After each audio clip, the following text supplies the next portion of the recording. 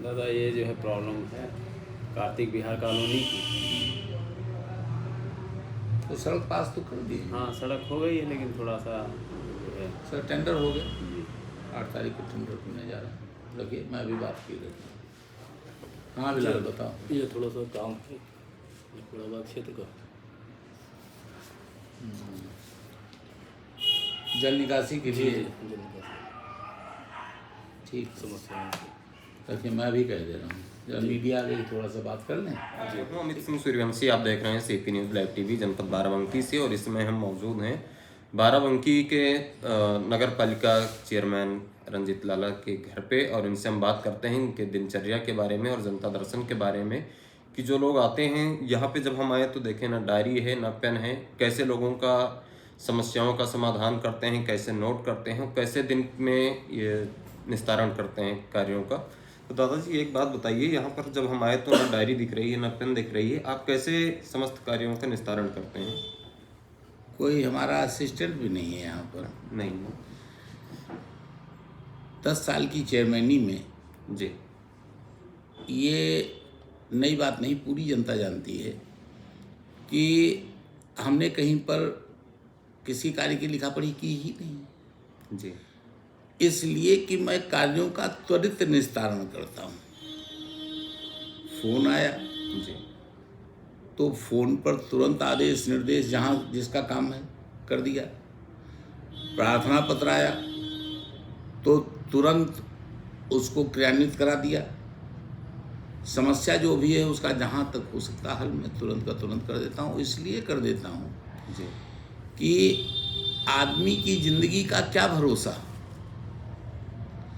फिलहाल मैं तो अपने प्रत्येक दिन को अपने जीवन का प्रथम और अंतिम दिन मानता हूँ। इसलिए मुझे काम निपटाने की बड़ी जल्दी रहती है। जी हमारा कोई काम दूसरे दिन के लिए पेंडिंग रहता ही नहीं है, तो फिर डायरी रख के क्या करेंगे। जी इसमें चुनाव सर बड़ा नज़दीक आ रहा है और बिल्कुल आप शांत बैठे हुए हैं, ना आपका कोई प्रचार प्रसार चल रहा है, बिल्कुल शांति इत्मीनान से बैठे हुए हैं। इस पर क्या कहना है आपका? देखिए, मेरी भारतीय जनता पार्टी और मैं, जी हम लोग तो निरंतर चुनाव लड़ते हैं। जी हमारा तो प्रत्येक दिन का चुनाव, हम जनता से जुड़े हुए लोग हैं। तो हमारी पार्टी भी सक्रिय है, हमारे कार्यकर्ता भी सक्रिय हैं, हमारे समर्थक भी सक्रिय हैं, और हम स्वयं अपने लोगों के लगातार संपर्क में रहते हैं। जी लोग दिखावे की राजनीति नहीं करते। इस समय जो है जनता के बीच में एक चर्चा का विषय बना हुआ है कि आपकी अवस्था को लेकर के, कि शायद आप चुनाव नहीं लड़ेंगे, आप अपने बेटे को या परिवार में किसी को लड़ाएंगे। इस पर क्या कहना है आपका? देखिए, पहली बात तो अवस्था की है। जी चुनाव बेटा लड़ेगा या हम लड़ेंगे ये तो पार्टी निर्णय लेगी। जी लेकिन अवस्था पर थोड़ी सी बात मैं आपको जरूर बताना चाहता हूँ। जी कौन पुत्र अपने एजेड पिता को ये चाहता है कि उसके सर पर उसका साया न रहे।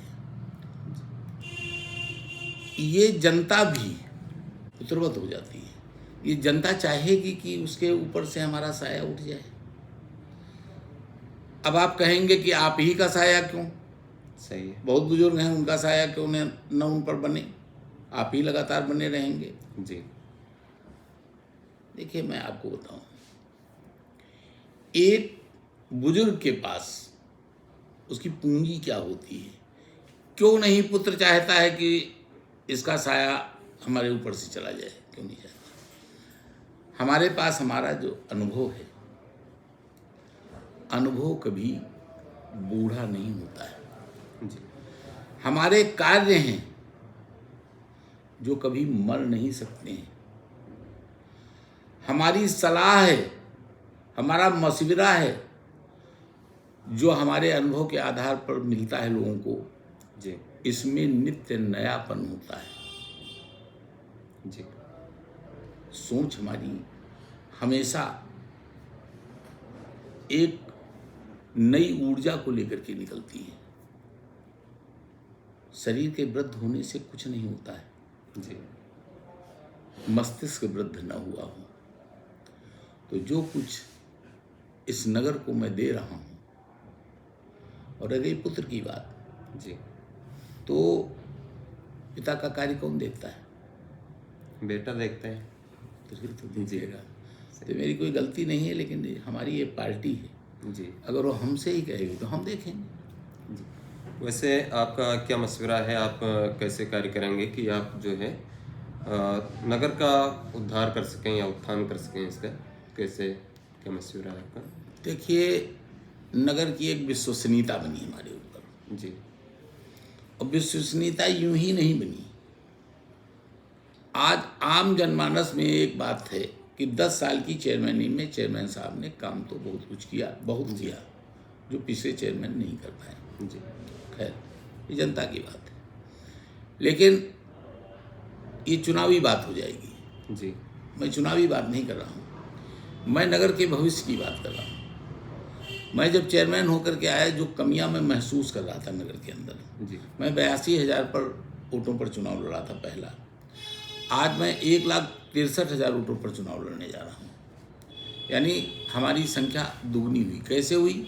सीमा विस्तार के जरिए। जी अब सीमा विस्तार जब हुआ तो इसका राजस्व बढ़ा, राजस्व बढ़ा, हमारे संसाधन बढ़े। स्वायत्त शासी संस्था है जिसका उपयोग मैंने नगर के विकास में किया।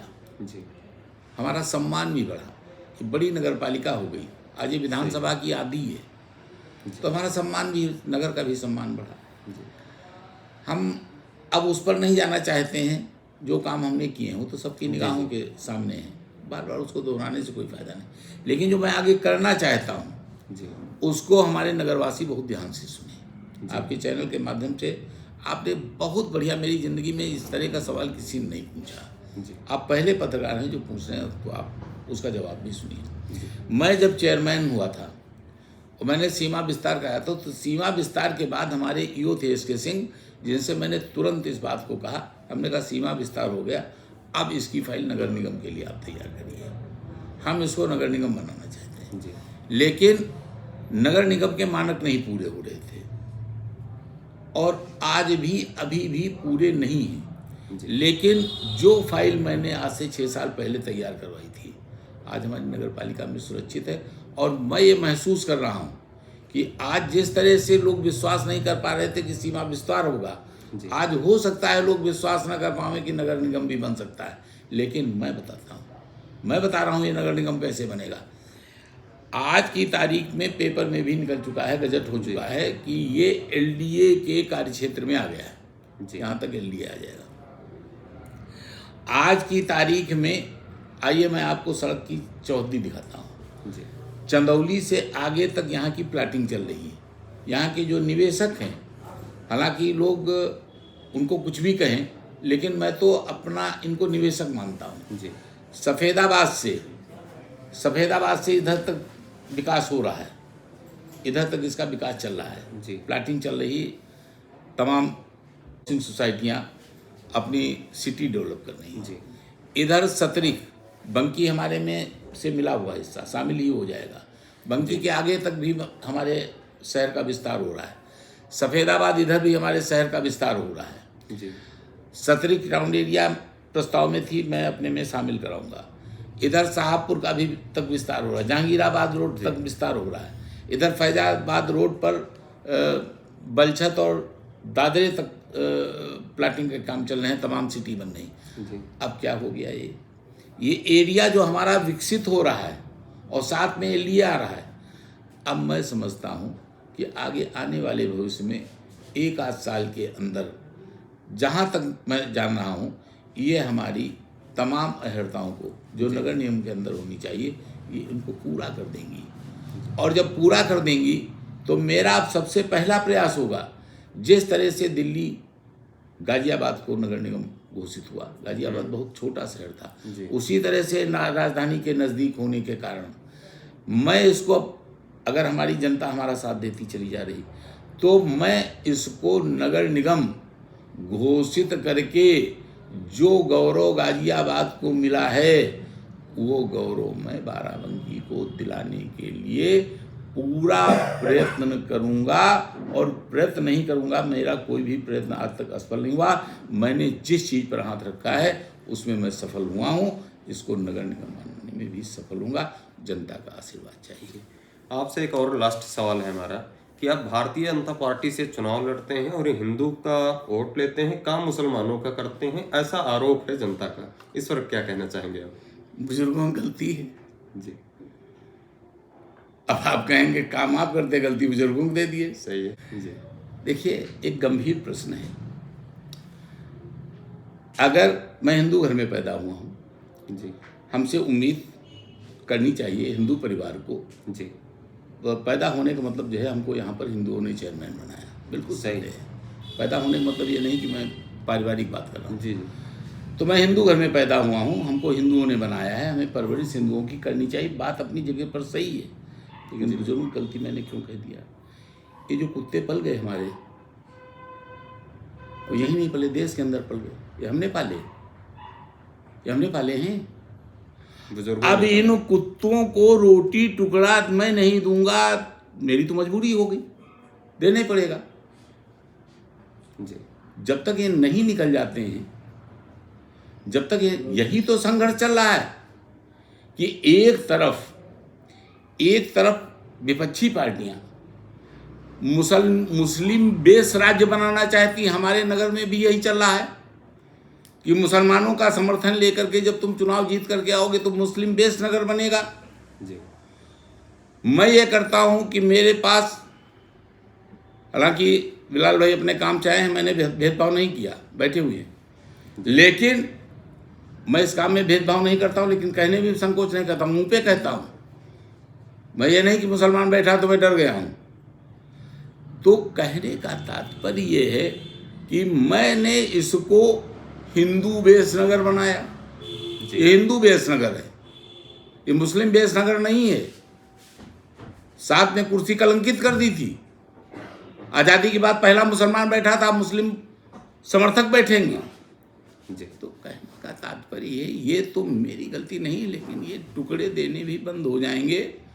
जिस दिन ये हिंदू राष्ट्र बनेगा उस दिन हमारी ये मजबूरी नहीं रह जाएगी, या तो ये हिंदू हो जाएंगे, चले जाएंगे, बात खत्म हो जाती है। लेकिन ये एक एग्जाम्पल है, जी एग्जाम्पल है। हालांकि उसको लोग बुरा मान करके हो सकता है हमारे खिलाफ थाने वाने चले जाएं, जी लेकिन उदाहरण है, उदाहरण तो कोई भी दिया जा सकता है।